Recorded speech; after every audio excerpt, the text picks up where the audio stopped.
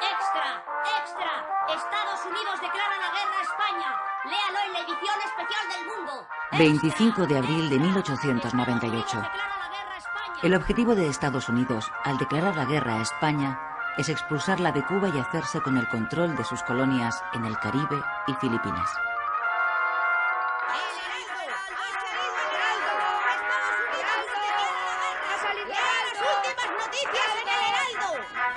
La noticia no sorprende demasiado en España, porque en cierta medida era esperada.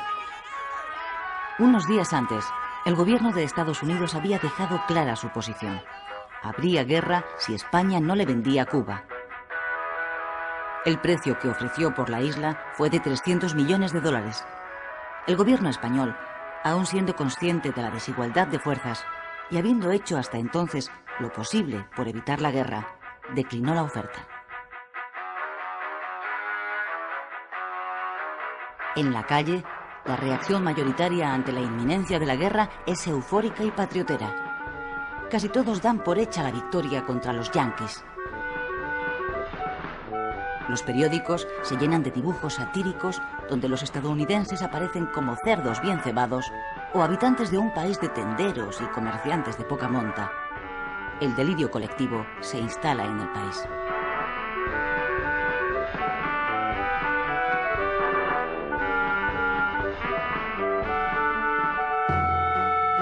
La realidad es muy diferente. Estados Unidos, como potencia emergente que es, lleva varios años renovando su flota y construyendo acorazados como este, el Olympia, que todavía hoy se conserva atracado en Filadelfia. El gobierno se dispone a llevar a la práctica la doctrina que el presidente Monroe puso en marcha a comienzos de siglo: América para los americanos.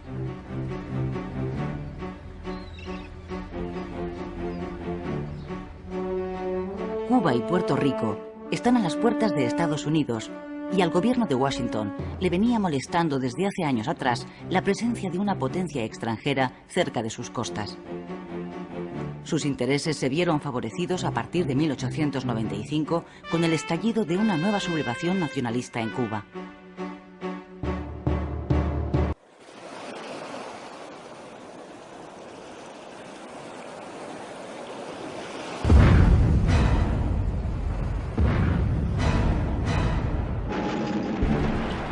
La explosión del acorazado norteamericano Maine en el puerto de La Habana, donde murieron más de 250 tripulantes, aceleró los acontecimientos.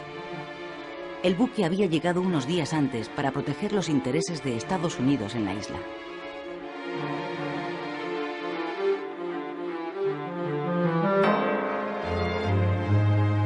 Las últimas investigaciones apuntan hoy a un accidente como causa de la explosión. Pero la reacción de la opinión pública norteamericana fue unánime. Se acusó a España de sabotaje. La prensa exigió represalias a su gobierno e incluso ofreció una recompensa a quien descubriera a los autores, por supuesto españoles, de la tragedia. A España ya le resultaba casi imposible evitar la guerra. El gobierno ordenó entonces a una parte de la escuadra española partir hacia Cuba para reforzar su protección. Otra parte la envió a Filipinas. Esta es la única imagen que conservamos de uno de nuestros acorazados, el Vizcaya.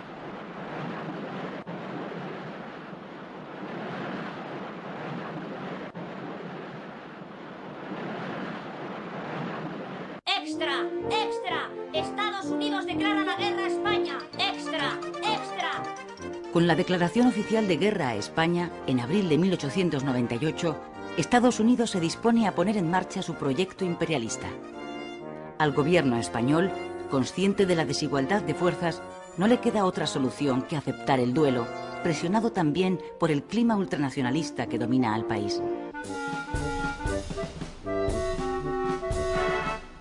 El 1 de mayo de 1898, España sufre la primera derrota.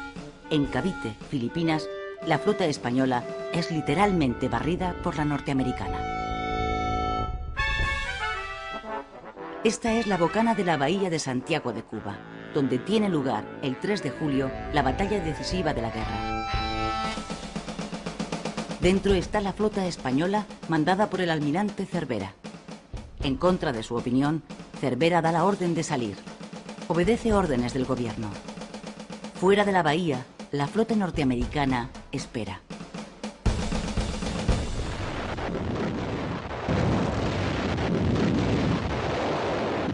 Tras 4 horas de combate, la escuadra española sufre una derrota aplastante.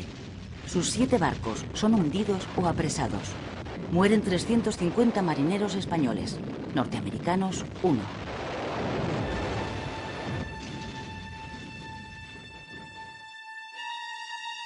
Así quedó el Vizcaya, uno de los 4 cruceros acorazados de la flota de Cervera después de la batalla.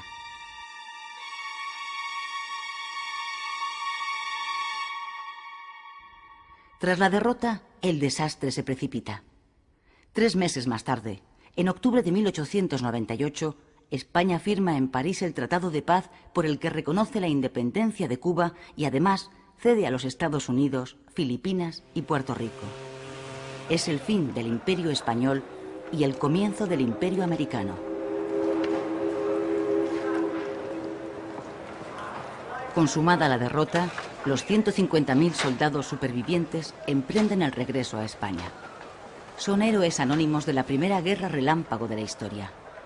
Ellos, que fueron a la guerra porque no tenían el dinero necesario para librarse de ella, son las auténticas víctimas del desastre. Esta injusticia es el germen de un creciente sentimiento antimilitarista en la sociedad española.